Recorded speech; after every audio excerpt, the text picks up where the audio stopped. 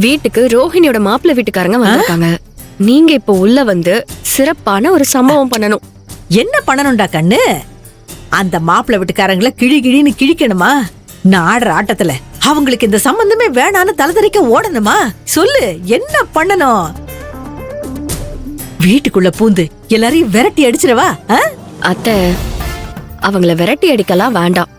நீங்க ஆடுற ஆட்டத்துல அவங்களும் இவங்களும் பிரிக்கவே முடியாத சம்பந்திகளா ஆகணும். என்னடி இது? நம்ம கொள்கைக்கு விரோதமா இருக்க. எப்பவுமே நம்ம குடும்பம் ரெண்டு ஆகணும், கொலை விழணும், அத பார்த்து நம்ம ரசிக்கணும். இதான நம்ம கொள்கை. அதென்ன தோசையை திருப்பி போடுற மாதிரி இன்னைக்கு என்னவோ மாத்தி சொல்றிய சத்யா? என்ன திருந்திட்டியா?